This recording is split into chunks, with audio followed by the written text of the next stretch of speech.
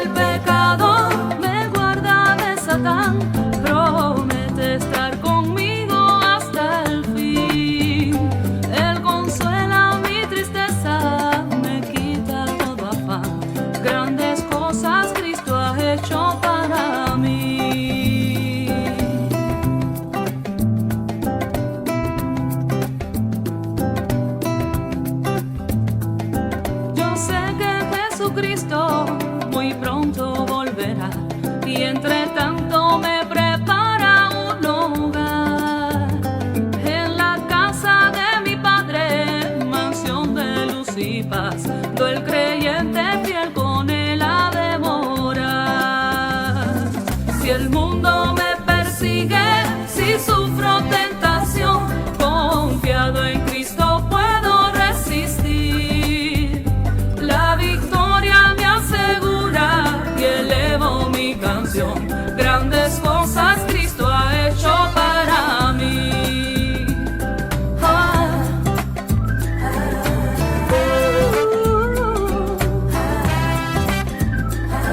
Llegándome a la gloria, ningún pesar tendré. Contemplaré su rostro siempre allí. Con los santos redimidos gozoso cantaré. Grandes cosas Cristo ha hecho para mí. Llegándome a la gloria, ningún pesar tendré. Contemplaré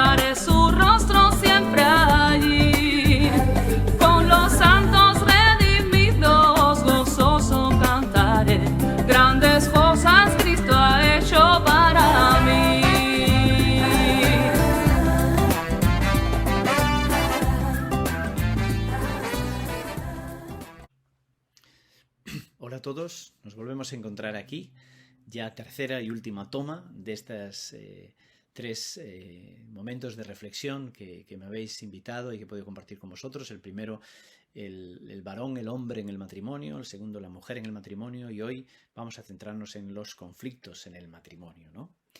Los conflictos son lo natural en las relaciones personales, ¿no? Es lo natural, son necesarios y lógicos en el contexto de una convivencia. Los conflictos refieren que hay preocupación por el otro, ¿no? Que hay interés por hacer las cosas según uno entiende que es mejor. Los conflictos reflejan que hay diferencias en las personas, diferencias de género, de personalidad, de gustos, etc., ¿no? Así que un matrimonio sin ningún tipo de conflicto no está vivo, o sea, no es buena señal, ¿no? La cuestión clave no es evitar los conflictos, que no haya conflictos en el matrimonio, sino ver esos conflictos como oportunidades para mejorar, para crecer como familia. La pregunta ante un conflicto no es cómo lo evito, cómo puedo hacer para ganar al otro o cuánto tengo que perder. No, realmente la pregunta es cómo podemos crecer como matrimonio ante esta dificultad que se nos presenta, que tenemos que afrontar. El autor de Proverbios, una vez más, nos va a plantear una pregunta. ¿Qué prefieres? Dice, ¿comida humilde con amor o abundancia con odio? Capítulo 15 de Proverbios, versículo 17. Mejor es la comida de legumbres donde hay amor que de buey engordado donde hay odio. ¿Prefieres tranquilidad viviendo con lo mínimo o vivir a lo grande pero con discordia? Capítulo 17, versículo 1. Mejor es un bocado seco y en paz que casa de contiendas llena de provisiones. ¿Qué escogéis de estas opciones? Capítulo 21, versículos 9 y 19. Dice, mejor es vivir en un rincón del terrado que con mujer, o podríamos decir hombre, rencillosa en casa espaciosa. Mejor es morar en tierra desierta que con la mujer o con el hombre rencillosa e iracunda. Estos no son consejos para quedarse soltero o soltera, ¿no?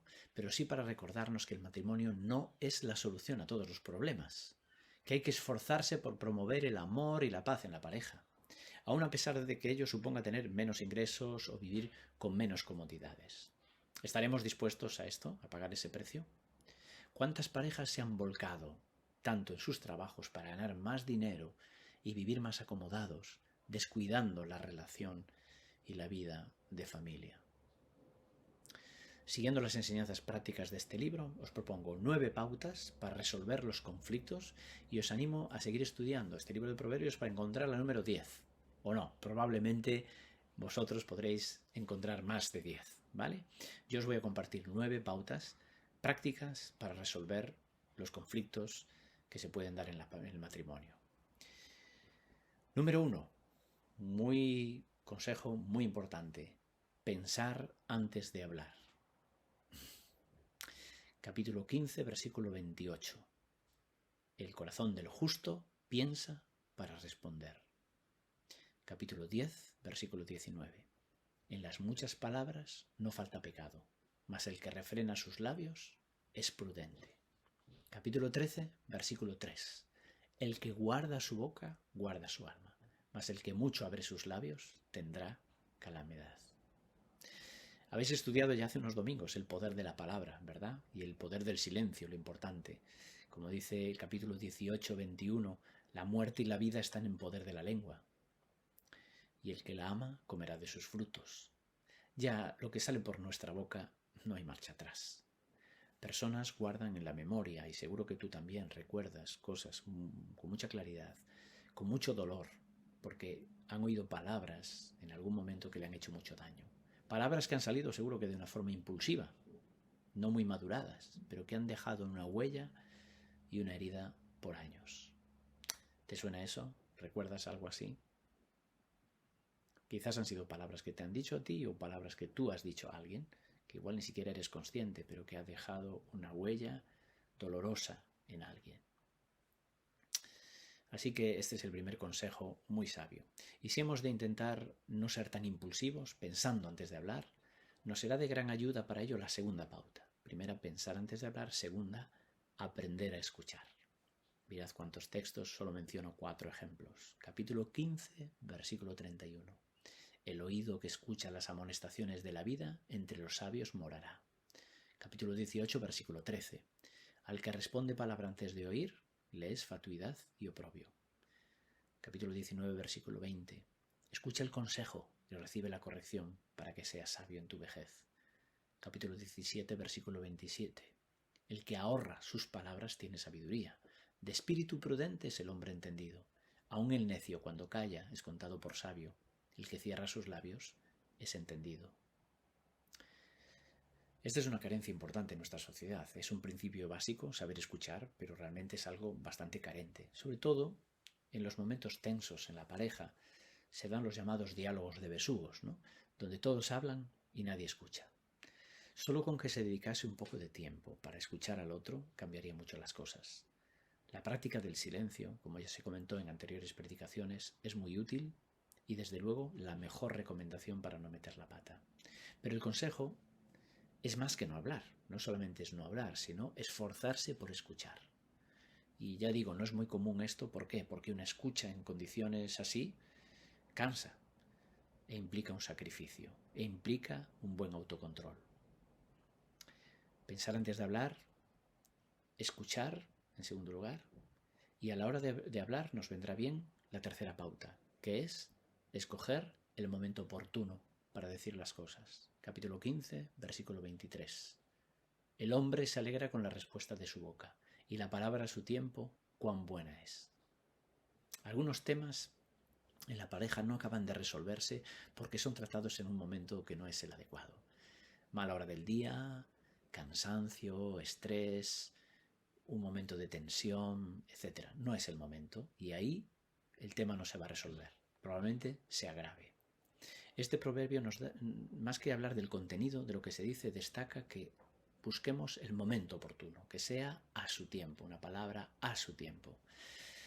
Ya que podemos estar diciendo cosas importantes y bien dichas y grandes verdades, pero si no es el momento, o no se escucharán, o se van a malinterpretar, o hasta van a generar el efecto contrario. Así que escoger el momento oportuno.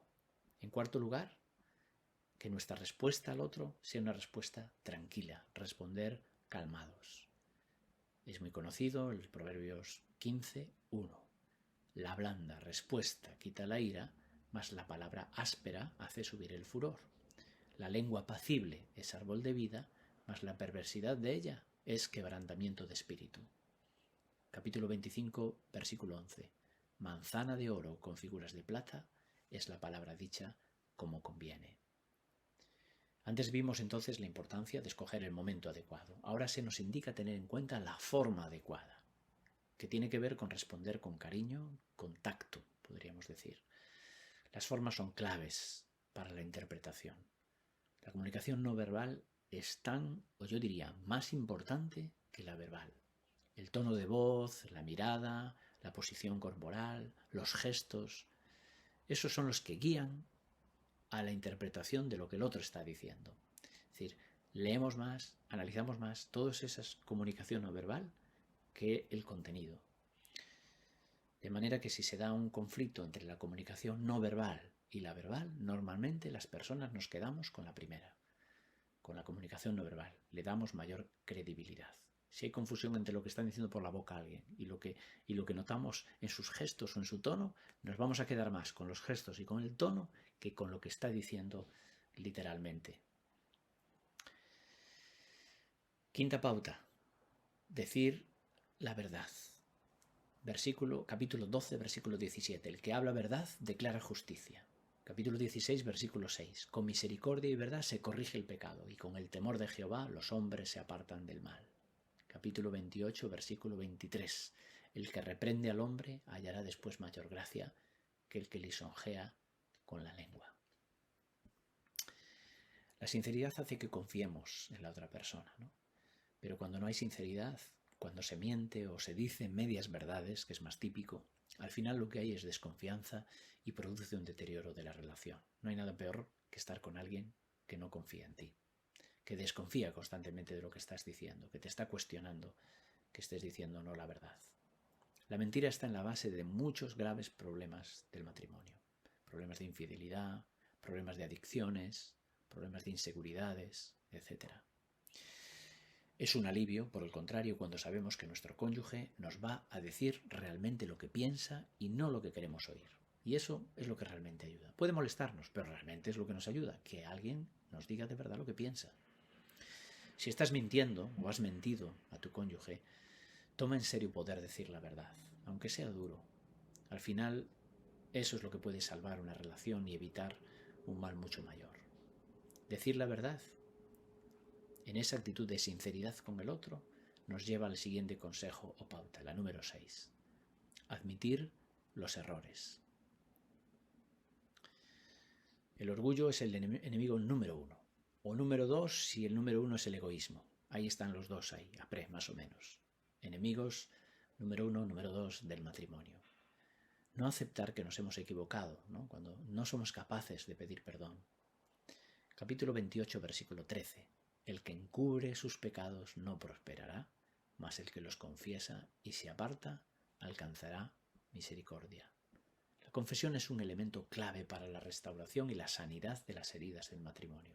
Encubrir el pecado, mirar para otro lado, pensar que el tiempo lo cura todo, no va a solucionar nada, más bien empeora las cosas.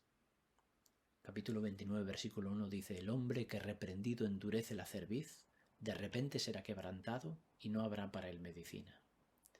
Es decir, muchas veces no se reconocen los fallos de uno y puede ser por orgullo, pero a veces no es por orgullo, es por ignorancia también.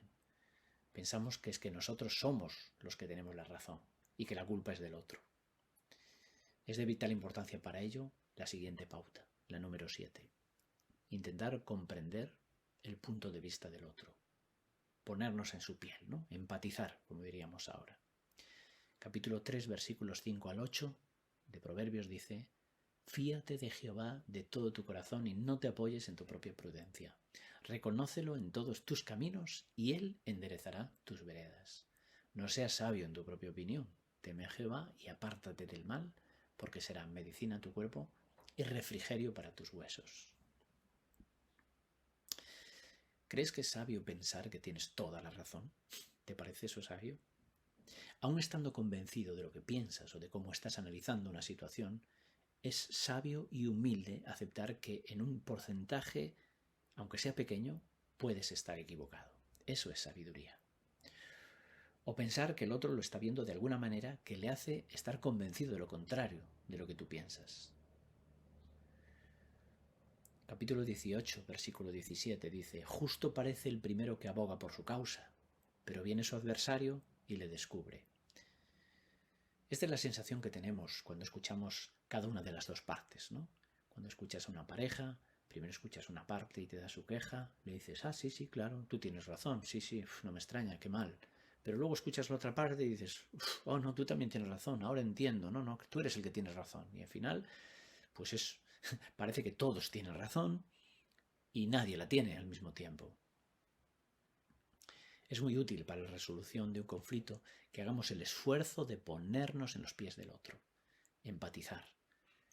Esto lo conseguimos a veces cuando exactamente te imaginas cómo se debe estar sintiendo el otro, por qué debe estar pensando así, sales de tus mismos razonamientos y tus mismas sensaciones y emociones, intentas ponerte en el rol del otro y entonces eso ayuda a poder entender un poquito mejor su posición.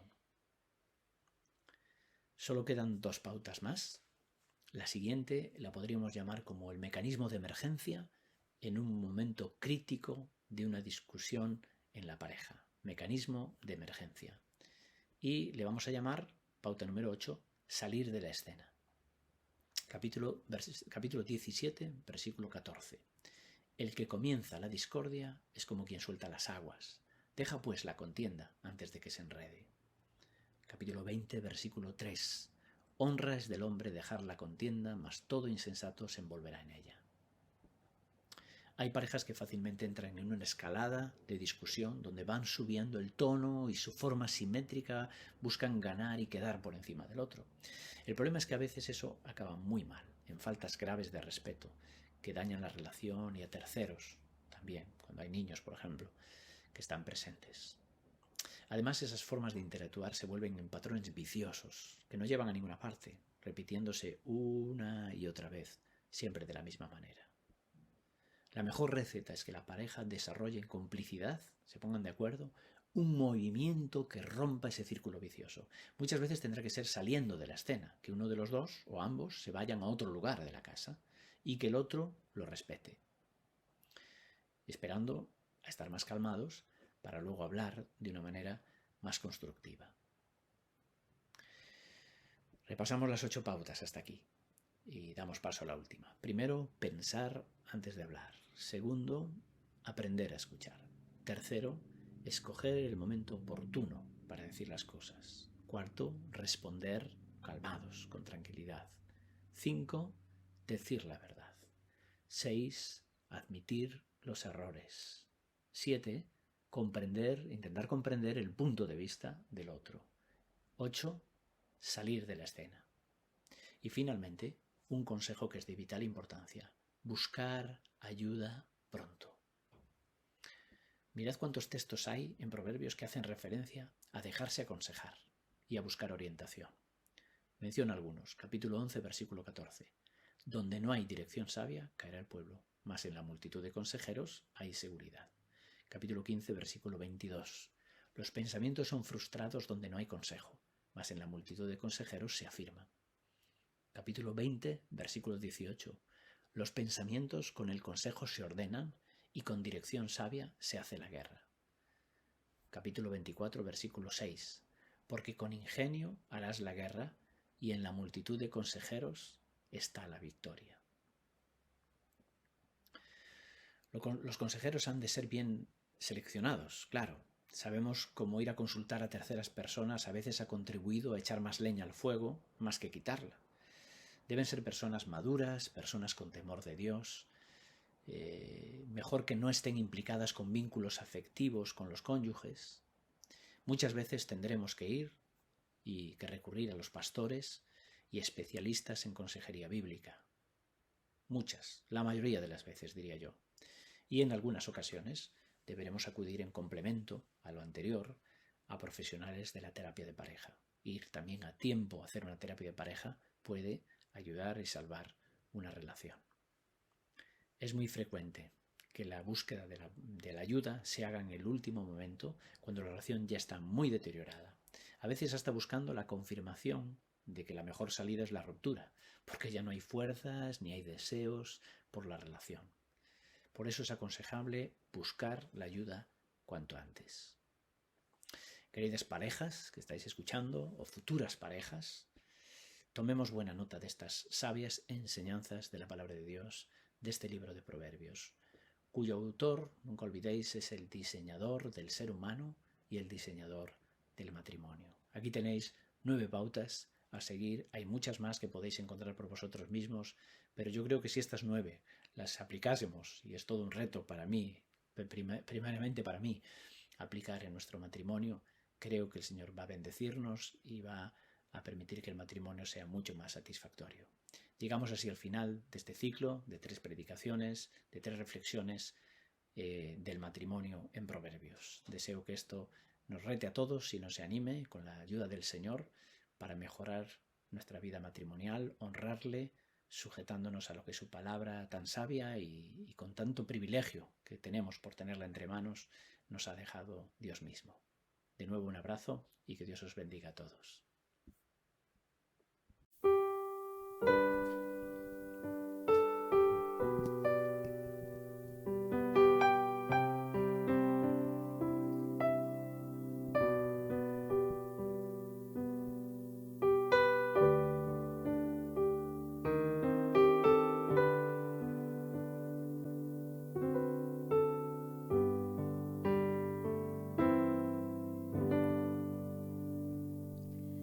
Prefiero a mi Cristo que al vano oropel.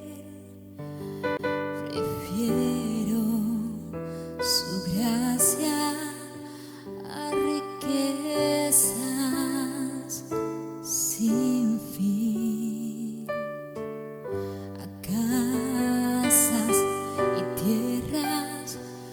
Prefiero será de mi alma fuerte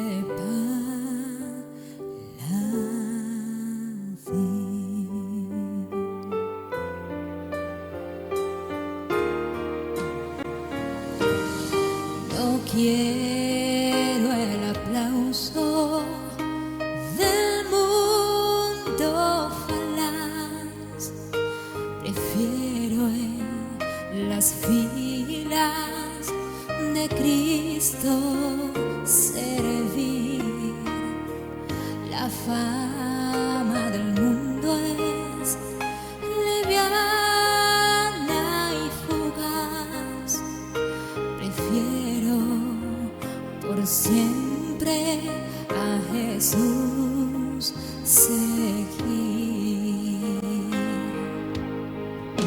Y antes que ser rey de cualquier nación y en pecado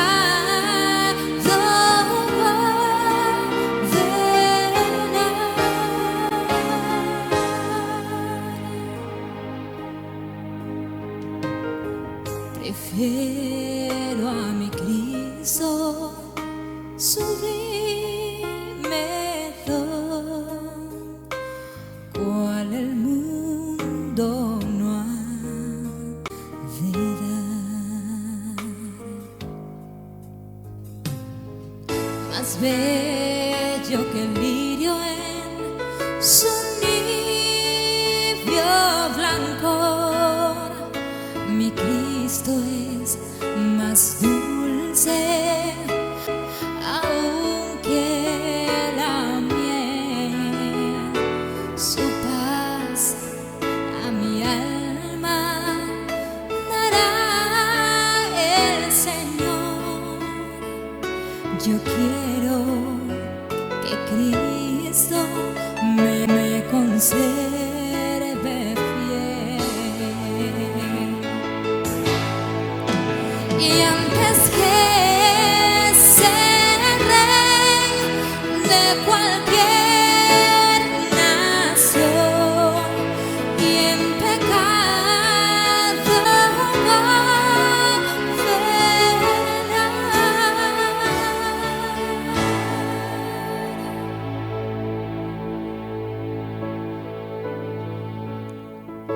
prefiero a mi Cristo sublime don, cual el mundo no ha de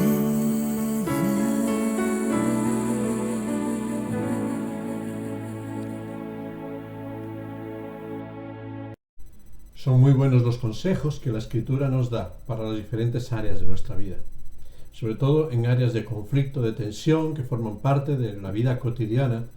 Qué bueno es tener pautas a las cuales aferrarnos para poder enfrentar las situaciones que nuestras emociones y nuestra tensión personal nos impiden muchas veces tratarlas bien.